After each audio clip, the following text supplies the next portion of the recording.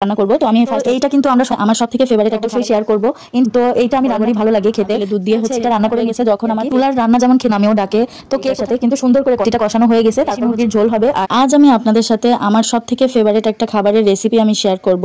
কেননা এই রেসিপিটা না মানে যাই আমি যেভাবেই করি না কেন ওই জিনিসটা দিয়ে সেইভাবেই ভালো লাগে। তো আমি কি শেয়ার করছি সেটা তো অলরেডি আপনারা বুঝতেই পেরেছেন। এই যে নারকেলের দুধ দিয়ে হচ্ছে আমি কচুর লতি রান্না করব বড় চিংড়ি মাছ দিয়ে।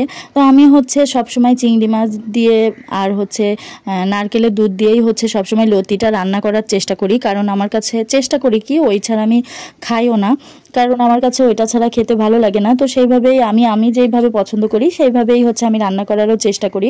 তো আমি হচ্ছে এই যে আজকে কচি লতি রান্না করব। তো আমি ফার্স্ট হচ্ছে পেঁয়াজ কুচি, তারপরে কাঁচামরিচ আর কিছু মশলাও অ্যাড করে দিব। দেওয়ার পরে এই যে দেখতে পাচ্ছেন আদা রসুন পেস্ট দিয়ে দিলাম। দিয়ে এই যে সুন্দর করে আমি মশলাটা কষিয়ে নিচ্ছি। কষাবো কিন্তু আমি ওই নারকেলের দুধ দিয়ে, কারণ মশলাটা যত আমি নারকেলের দুধ দিয়ে কষাবো ততটাই মজা লাগবে আর কি। তো আমি এই যে সুন্দর করে মশলাটা কষানো হয়ে গেছে, যখন আমার তেলটা একদম উপরের দিকে উঠে গেছে তখনই আমার বুঝতে হবে মশলাটা কষানো হয়ে গেছে। তো আমার মশলাটা কষানোর পরে এবার আমি হচ্ছে কচুর লতিগুলো দিয়ে দিলাম। এই লতি কিন্তু আমিই বেছেছি, অনেক সুন্দর করে ক্লিন করে নিয়েছি। নেওয়ার পরে হচ্ছে এই যে লতিটা হচ্ছে দিয়ে দিলাম। আমাদের খুলনাতে হচ্ছে কচুর বই বলে এটাকে, আবার অনেকে বলে কচুর লতি, আবার অনেকে অনেক জায়গায় অন্য অন্য নামেও ডাকে।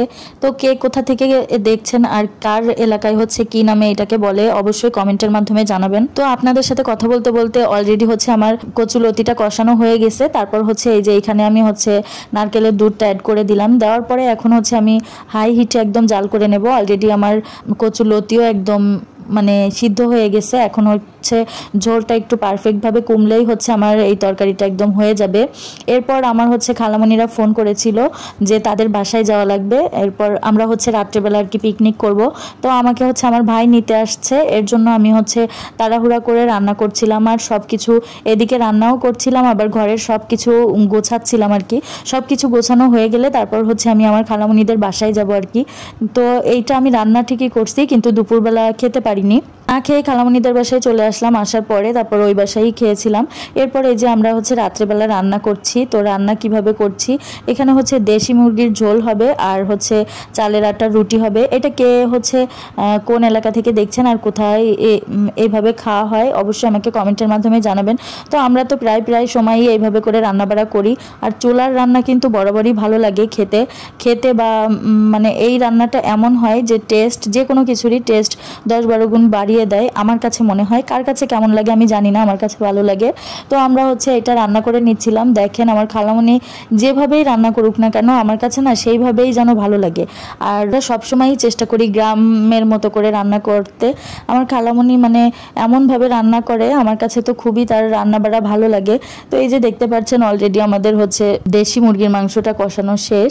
এখন হচ্ছে আমি ঝোলের পানি দিয়ে দিব এইটার সাথে, কিন্তু সুন্দর করে কষাতে হবে যেহেতু এটা দেশি মুরগি, একটু সিদ্ধ হইতে লেট হয়। আর এই যে আমরা হচ্ছে চুলাতে রান্না করছিলাম। খালামণির চুলাতে না অনেক মানে কাঠ দেওয়ার আগেই মনে হয় আগুন জ্বলে, এরকম অনেক চুলা কিন্তু আগুন জ্বলতে চায় না, কিন্তু এটা আবার ভালোভাবে চুলায় আগুন জ্বলে আর ভালো লাগে আর কি। চুলার রান্না যেমন খেতে ভালো লাগে তেমন আমার কাছে চুলায় রান্না করতেও ভালো লাগে। আমিও চেষ্টা করি রান্না করার জন্য, কিন্তু আমরা যেহেতু ভাড়া বাসায় থাকি ওইভাবে করে চুলায় রান্না করা কখনোই হয় না।